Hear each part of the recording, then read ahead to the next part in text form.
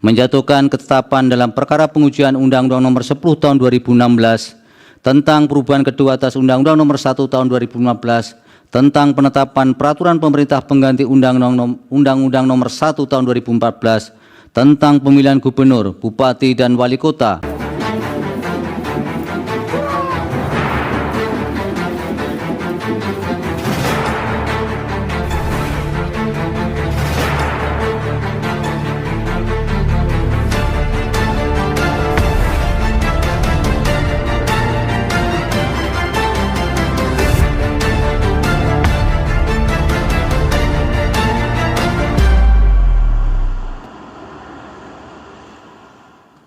Kita mulai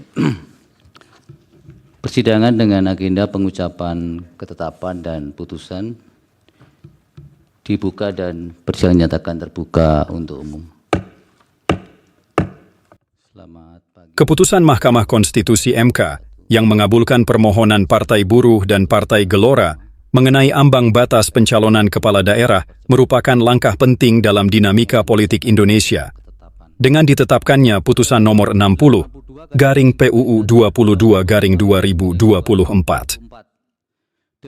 MK memberikan kejelasan mengenai syarat yang harus dipenuhi oleh partai politik atau gabungan partai politik untuk mendaftarkan pasangan calon kepala daerah, baik untuk posisi gubernur, bupati, maupun wali kota.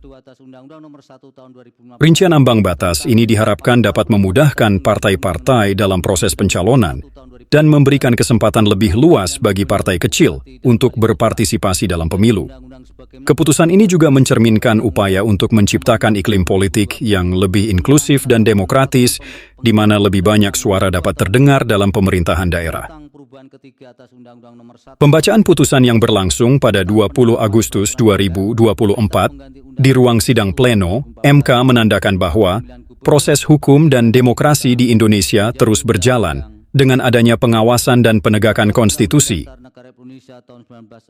Keputusan Ketua Mahkamah Konstitusi Suhartoyo yang membacakan amar putusan mengenai permohonan Partai Buruh dan Partai Gelora memberikan penjelasan penting tentang ambang batas pencalonan kepala daerah dalam konteks Undang-Undang Pilkada.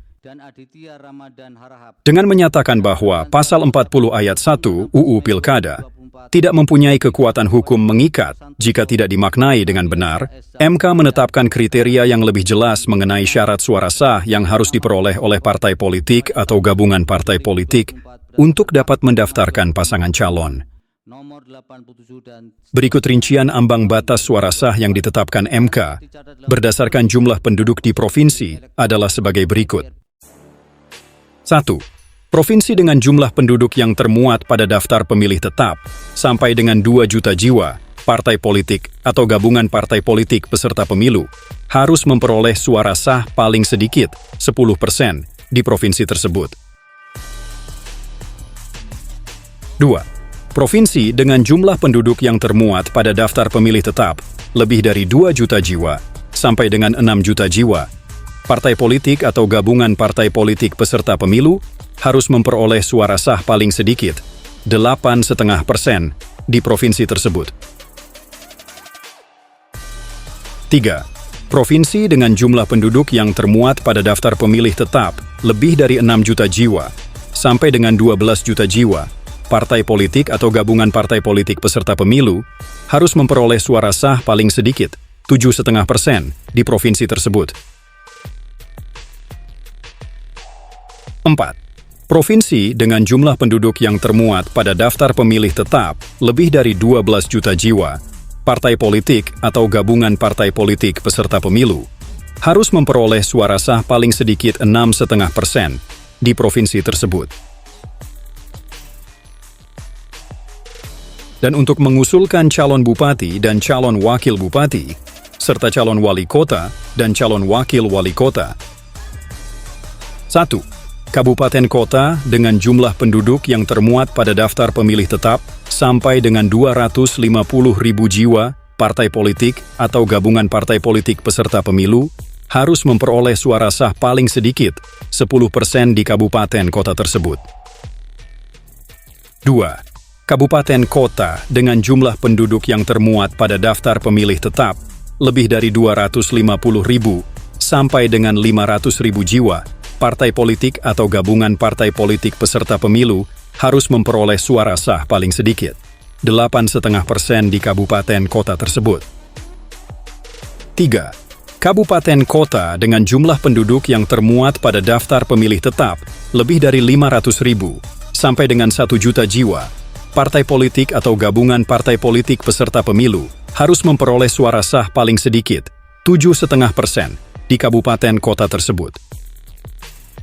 4. Kabupaten kota dengan jumlah penduduk yang termuat pada daftar pemilih tetap lebih dari 1 juta jiwa, partai politik atau gabungan partai politik peserta pemilu harus memperoleh suara sah paling sedikit 6,5% di kabupaten kota tersebut.